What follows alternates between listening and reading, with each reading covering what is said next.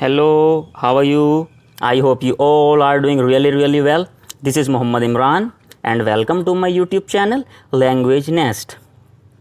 आज हम बात करने वाले हैं जो हमारी पोयम है डस्ट ऑफ स्नो। आज हम डस्ट ऑफ स्नो के बारे में बात करने वाले हैं। आज मैं आपको उसी के बारे में बताऊंगा। तो सबसे पहले मैं आपको इसकी हिंदी समझाऊंगा, फिर हम ये जानेंगे कि पोएट इसमें हमको क्या मैसेज देना चाहते हैं, क्या हमको सीख मिलती है इस पोयम से। ओके, सबसे पहले हम डस्ट ऑफ स्नो का मीनिंग जानते हैं कि इसका मीनिंग क्या है। जो इसका टाइटल है डस्ट ऑफ स्नो, सबसे पहले हम इसका मीनिंग जानते हैं। तो डस्ट ऑफ स्नो का मीनिंग है बर्फ़ का बहुत ही बारीक छोटा सा टुकड़ा, बहुत छोटा सा टुकड़ा। जैसे धूल होती है ना, डस्ट मतलब धूल, जैसे धूल होती है ना, इतना बारीक बर्फ़ का टुकड़ा, उसको यहाँ राइटर ने, जो पोएट ने डस्ट ऑफ स्नो कहा है। ठीक, तो ये इसके टाइटल का मीनिंग हुआ। और ये इसके जो पोएट हैं उनका नाम है रॉबर्ट फ्रॉस्ट इसके पोएट हैं। तो अब हम स्टैंजा 1 देखते हैं कि पोएट हमको क्या इसमें क्या बताते हैं, पोएम में क्या कहते हैं। देखेंगे, the way a crow Shuk down on me the dust of snow from a hemlock tree.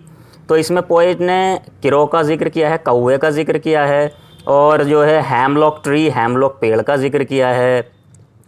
तो देखेंगे, the way a crow Shuk down on me the dust of snow from a hemlock tree.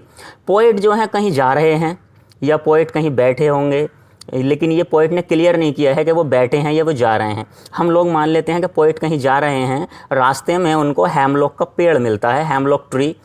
जैसे ही उसके नीचे poet पहुंचते हैं, तभी क्या होता है, एक कौवा जो उस हेमलॉक ट्री के ऊपर बैठा हुआ है, वो उस पेड़ को हिलाता है या वो कोई हलचल करता है। ऊपर जो क्रो है, जो कौवा है, उसकी हलचल से जो हेमलॉक ट्री पर जो बर्फ़ जमी हुई है, जो उसके पत्तों पर बर्फ़ जमी हुई है, उसका एक छोटा सा टुकड़ा पोएट के ऊपर गिर जाता है।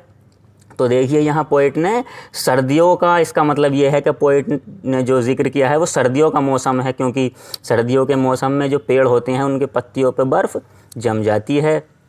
तो पोएट जा रहे हैं, उनके हेमलॉक ट्री के नीचे जैसे ही वो पहुँचते हैं, वहाँ एक कौवा बैठा है उस पेड़ पर, और उस कौवे ने जैसे ही कोई हलचल करी या वो कौवा हिला, तो उसकी हलचल से जब वो पेड़ हिला, पेड़ के हिलने से पोएट के ऊपर जो है बर्फ़ का छोटा सा टुकड़ा गिर गया। ये हमारा स्टैंजा 1 है। अब हम स्टैंजा 2 देखेंगे। स्टैंजा 2 में पोएट हमको क्या बताते हैं। Has given my heart a change of mood and saved some part of a day I had rued. तो पोएट कहते हैं, देखिए, जब ये सारी घटना घट गई, जब पोएट के ऊपर वो बर्फ़ का टुकड़ा गिर गया, तो पोएट कहते हैं कि उस सब ने मेरे मन को बहुत खुश कर दिया। पोएट का जो मूड था वो अपसेट था। पोएट जो थे परेशान थे, वो उदास थे जब वो कहीं जा रहे थे, लेकिन जैसे ही वो बर्फ़ का टुकड़ा पोएट के ऊपर गिरा, तभी क्या हुआ, पोएट का मूड जो है एकदम से चेंज हो गया। पोएट खुश हो गए, जो उदासी थी उनकी वो खुशी में बदल गई। और पोएट का जो दिन था, जो आधा दिन उनका परेशानी में, मूड ख़राब में, उदासी में जो गुजर चुका था, वो सब ख़त्म हो गया। और पोएट यहाँ पर कहते हैं कि मेरा जो बाकी का दिन बचा हुआ था वो सब खुशी खुशी गुजरेगा, और जो दिन गुजर गया वो चला गया, लेकिन ये जो बर्फ़ का टुकड़ा मेरे ऊपर गिरा, इसकी खुशी से जो है मेरा बाकी का दिन खुशी खुशी गुजरेगा। तो स्टैंजा 1 और स्टैंजा 2 में सिर्फ इतना ही पोएट ने हमको बताया है। अब हम जानेंगे कि इससे क्या मैसेज मिलता है, पोएट हमको बताना क्या चाहते हैं। तो देखिए,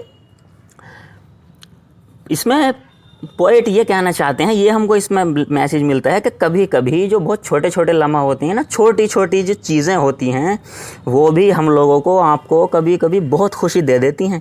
हमको लगता है कि वो छोटी सी चीज़ है, लेकिन हम उसी में खुश हो जाते हैं।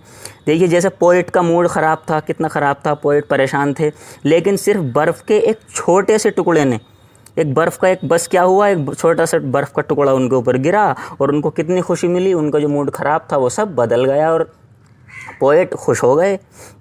और उनका पूरा दिन ख़राब होने से बच गया। अगर ये घटना ना घटती तो शायद पोएट का पूरा दिन ख़राब जाता। तो ये हमको सीख मिलती है इस लेसन से कि कभी भी कोई छोटी हो सकता है, छोटी से छोटी चीज़ भी आपको खुशी दे दे। अब हम देखते हैं इसका दूसरा मैसेज हमको क्या मिलता है, क्या सीख मिलती है। दूसरी सीख ये मिलती है, जैसे आप लोगों ने सुना होगा, हमने भी सुना है, हमारे यहाँ ये मानते हैं कि भाई अगर हम कहीं खुशी खुशी जा रहे हैं, रास्ते में बिल्ली ने रास्ता काट दिया तो हम लोग कहते हैं अरे भाई बड़ा बुरा हो गया, बिल्ली ने रास्ता काट दिया, अशुभ मानते हैं उसको।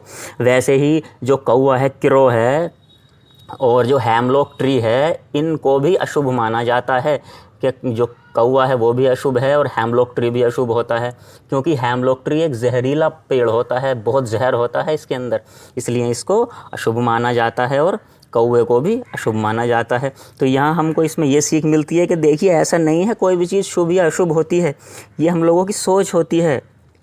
पोएट उदास हैं, वो जा रहे हैं, उनको दोनों ही अशुभ चीज़ें मिली, एक तो क्रो मिला, कौवा मिला जो अशुभ है, और हैमलॉक ट्री मिला वो भी अशुभ होता है। लेकिन फिर भी पोएट दुखी नहीं हुए, उन दोनों के मिलने के बाद भी पोएट खुश हो गए, बल्कि उदासी से उनका मन खुश हो गया, उल्टा हो गया। तो ये हमारी सोच है कि ये बुरा है, ये अच्छा है, ये शुभ है, ये अशुभ है, ऐसा कुछ नहीं होता है। ये सब हमारे मन की सोच है। सभी चीज़ प्रकृति ने बनाई है, कुदरत ने सबको बनाया है, सब अच्छे ही होते हैं। तो यही हमको इस पोएम से सीख मिली है। उम्मीद करता हूँ आपके पोएम समझ में आई हो। अच्छे से और प्रैक्टिस करें इसकी, और कई बार पढ़ें, तैयारी करें, और मेरे चैनल को सब्सक्राइब करें, वीडियो को लाइक करें, ताकि जैसे ही मैं कोई नई वीडियो अपलोड करूं आपके पास इन्फॉर्मेशन पहुंच जाए। तो मिलते हैं अगली वीडियो में, तब तक के लिए बाय बाय।